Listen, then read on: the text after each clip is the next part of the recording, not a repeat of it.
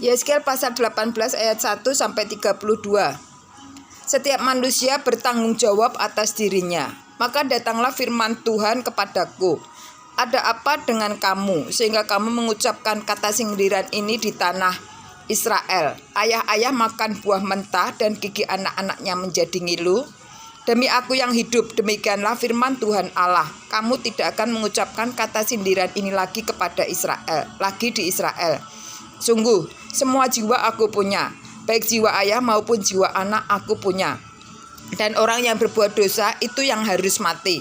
Kalau seseorang adalah orang benar dan ia melakukan keadilan dan kebenaran, dan ia tidak makan daging persembahan di atas gunung atau tidak melihat kepada berhala-berhala kaum Israel, tidak mencemari istri sesamanya dan tidak menghampiri perempuan waktu bercemar kain, tidak menindas orang lain, ia mengembalikan gadian orang, tidak merampas apa-apa, memberi makan orang lapar, memberi pakaian kepada orang lain, ia mengembalikan gadaian orang, tidak merampas apa-apa, memberikan makan orang lapar, memberi pakaian kepada orang telanjang, tidak memungut bunga untuk atau mengambil riba, menjauhkan diri dari kecurangan, melakukan hukum yang benar di antara manusia dengan manusia, hidup menurut ketetapanku dan tetap mengikuti peraturanku dengan berlaku setia, ialah orang benar dan ia pasti hidup. Demikianlah firman Tuhan Allah. Tetapi kalau ia melahirkan seorang anak yang menjadi perampok dan yang suka menumpahkan darah atau melakukan salah satu dari hal-hal itu, walaupun ayah tidak melakukan satu pun, juga makan daging persembahan di atas gunung dan mencemari istri sesamanya, menindas orang sengsara dan miskin, merampas, tidak mengembalikan gadaian orang, melihat kepada berhala-berhala dan melakukan kekejian, memungut bunga uang dan mengambil riba, orang yang demikian tidak akan hidup. Segala kekejian ini dilakukannya, ia harus mati, darahnya tertimpa kepadanya sendiri.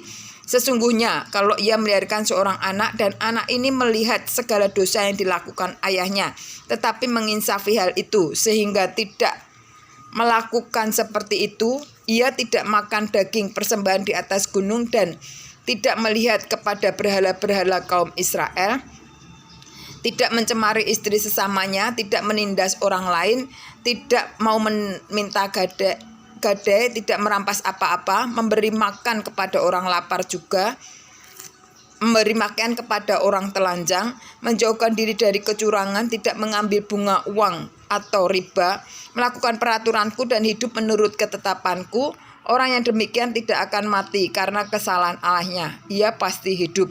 Ayahnya yang melakukan pemerasan dan merampas sesuatu dan yang melakukan hal-hal yang tidak baik di tengah-tengah bangsanya, sungguh ia akan mati karena kesalahannya.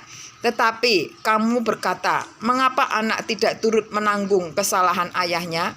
Karena anak itu melakukan keadilan dan kebenaran, melakukan semua ketetapanku dengan setia, maka ia pasti hidup. Orang yang berbuat dosa itu yang harus mati. Anak tidak akan turut menanggung kesalahan ayahnya dan ayah tidak akan turut menanggung kesalahan anaknya. Orang benar akan menerima berkat kebenarannya dan kefasikan orang fasik akan tertanggung atasnya.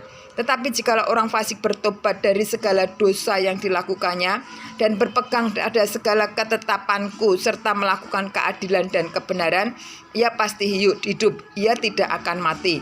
Segala durhaka yang dibuat tidak akan diingat-ingat lagi terhadap dia. Ia akan hidup karena kebenaran yang dilakukannya. Apakah aku berkenan kepada kematian orang fasik? Demikianlah firman Tuhan Allah.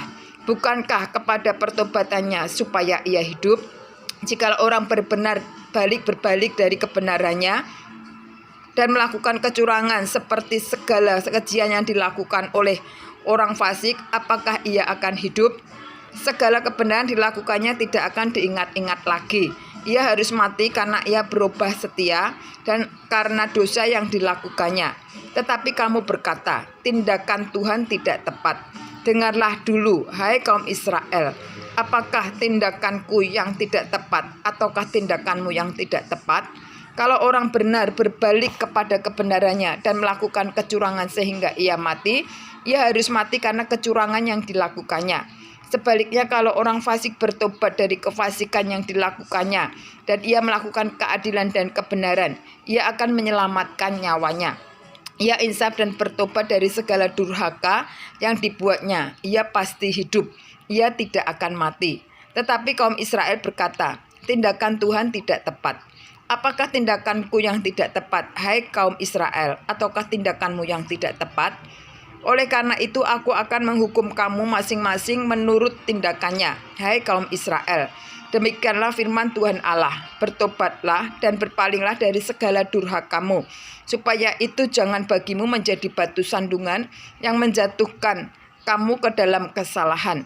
Buangkanlah daripadamu segala durhaka yang kamu buat terhadap aku, dan perbaharulah hatimu dan rohmu. Mengapakah kamu akan mati, hai kaum Israel? Sebab aku tidak berkenan kepada kematian seseorang yang harus ditanggungnya. Demikianlah firman Tuhan Allah. Oleh sebab itu bertobatlah supaya kamu hidup.